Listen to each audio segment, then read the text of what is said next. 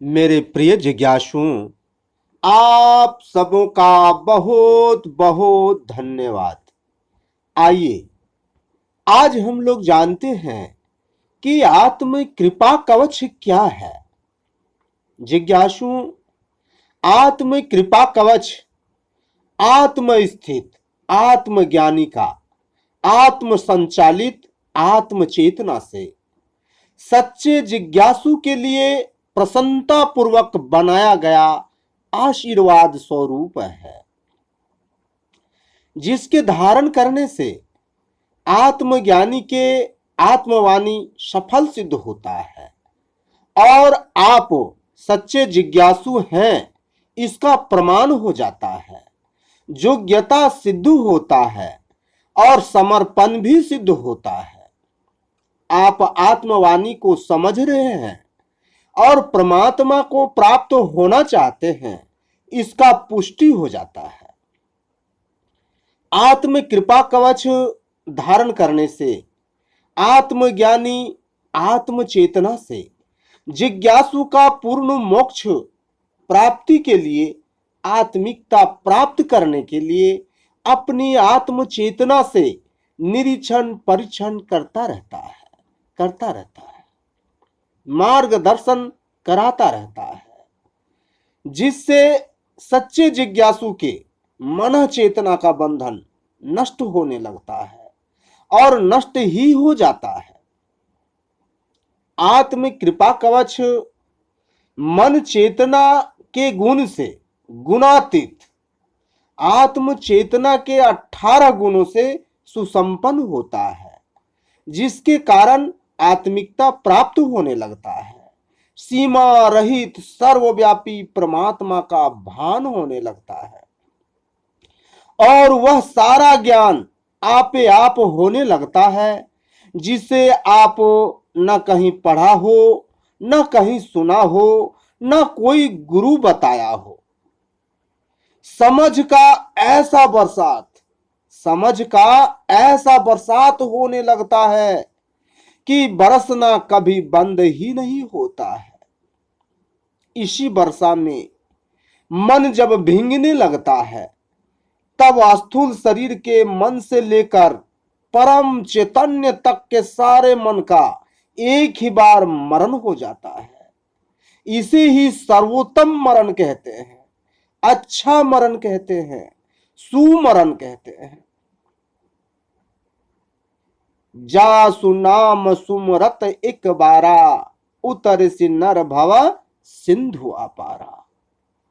आत्म कृपा कवच धारण करते ही सच्चे जिज्ञासु के समस्त मन चेतना, जो आवागमन जन्म मरण सृष्टि चक्र के कारण है, धीरे धीरे आपे आप कमजोर होने लगता है और एक ही बार सबका मरण हो जाता है।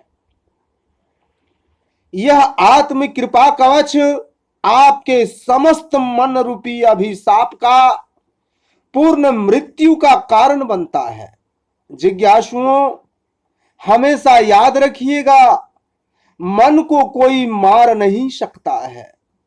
मन को कोई मार नहीं सकता है, क्योंकि मन इच्छा मृत्यु से युक्त है।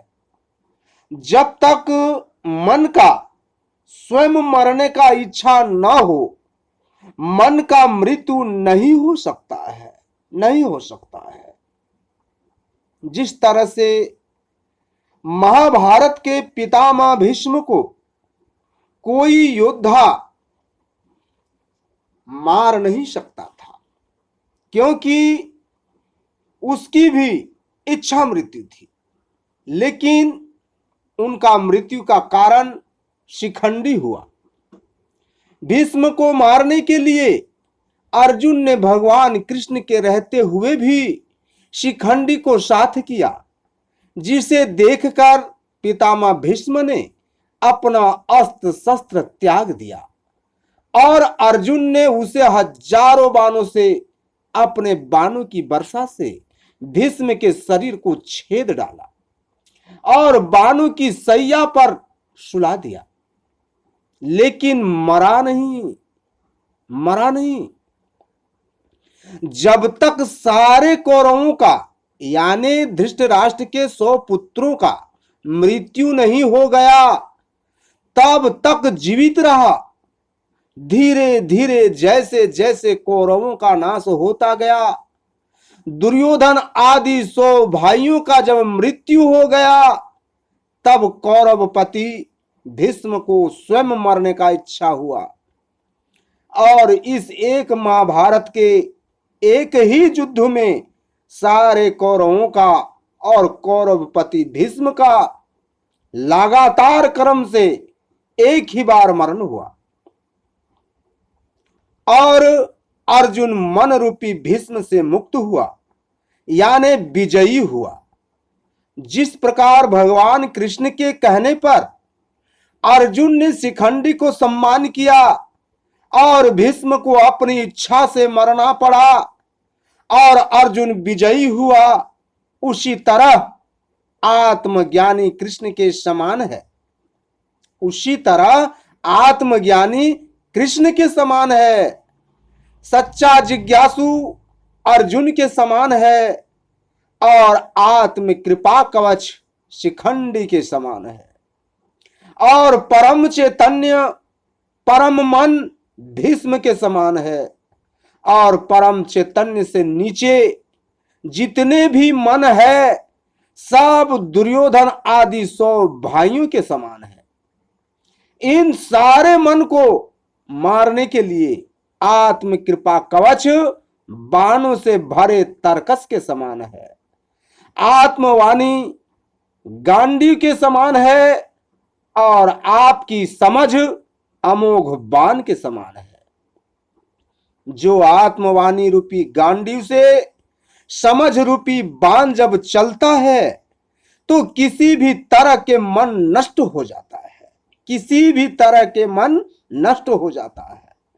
जिज्ञासुओं, आपका शरीर ही कुरुक्षेत्र है जिसमें 2 पक्ष है, मन पक्ष और आत्म पक्ष।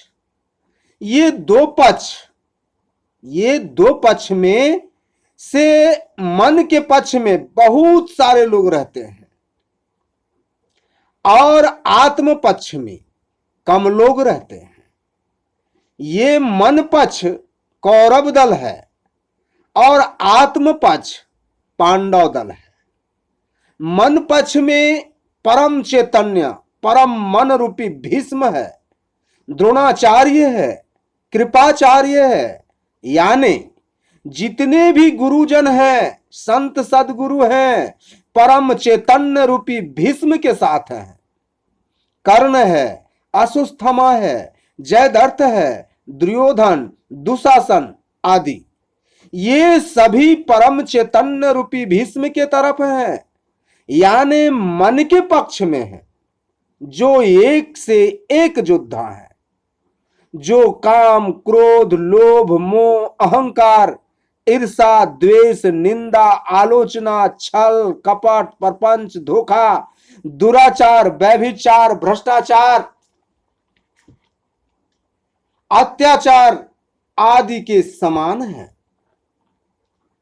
इस मन पक्ष को ही आप तत्व ज्ञान और ब्रह्म ज्ञान समझो। ये दोनों ज्ञान भीष्म रूपी परम चैतन्य के दल में है, पक्ष में है। कृपाचार्य को तत्व ज्ञान समझो, द्रोणाचार्य को ब्रह्म ज्ञान और भीष्म को परम चैतन्य समझो। ये सभी आत्म पक्ष यानी पांडव पक्ष के बैरी हैं, शत्रु हैं। अब आत्म पक्ष में आत्म स्थित आत्मज्ञानी भगवान श्री कृष्ण हैं और जितने भी योद्धा सेना आदि हैं उनके साथ हैं। इस पक्ष में कोई गुरु या आचार्य नहीं है। इस पक्ष में कोई गुरु या आचार्य नहीं है, इसे याद रखिएगा। केवल आत्मज्ञानी स्वरूप भगवान श्री कृष्ण के द्वारा आत्म संचालित युद्ध हुआ है, जिसे कोई देख पाया न जान पाया। जो आत्मज्ञानी स्वरूप श्री कृष्ण को अपना शीश चढ़ाया, जिसका नाम बर्बरी था, वही महाभारत युद्ध को पूर्ण सच्चाई से देखा था और पूरा सच्चाई को बताया था। बर्बरी ने आत्मज्ञानी श्री कृष्ण को प्रसन्न किया था, इसीलिए सच्चाई को देखा भी और जाना भी। यहां बर्बरी एक सच्चा जिज्ञासु के समान है। आत्म पक्ष में मोहग्रस्त अर्जुन जीव के समान है। जब अर्जुन कुरुक्षेत्र में अपने स्वजनों को देखकर युद्ध करने से इनकार कर दिया, यानी परम चैतन्य रूपी भीष्म और द्रोणाचार्य आदि से जो प्रेम था, यानी तत्व ज्ञान और ब्रह्म ज्ञान से जो लगाव था, आत्मज्ञानी कृष्ण ने उस प्रेम और लगाव को भूलकर मार डालने को कहा। लेकिन अर्जुन को ऐसा करना उचित नहीं जान पड़ा। किंग कर्तव्य विमूढ़ हो गया। क्या करूं क्या ना करूं की स्थिति में फंस गया। यही हाल अभी लोगों का है। तत्व ज्ञान और ब्रह्म ज्ञान में, संत सद्गुरुओं में इतना प्रेम और लगाव हो गया है कि उसके विरुद्ध कुछ भी करने को तैयार नहीं है। जब अर्जुन का यह हाल हुआ, तब आत्मज्ञानी कृष्ण ने अर्जुन को आत्मज्ञान प्रदान किया, जिसके प्रभाव से अर्जुन का मोह भंग हुआ और मन पक्ष पर आक्रमण कर दिया। यानी आत्मज्ञान हुए बिना मन पर आक्रमण कोई नहीं कर सकता, कोई नहीं कर सकता, कोई नहीं कर सकता। जिज्ञासुओं, ये ध्यान दीजिएगा, अर्जुन जब अपना नाता रिश्ता भीष्म द्रोण आदि को भूलकर प्रेम लगाव तोड़ दिया, तभी विजयी हुआ। उसी तरह से तत्व ज्ञान और ब्रह्म ज्ञान, गुरु सदगुरु आदि से जब तक कोई मोहित रहता है, तब तक आत्मज्ञान का प्रभाव नहीं पड़ता है।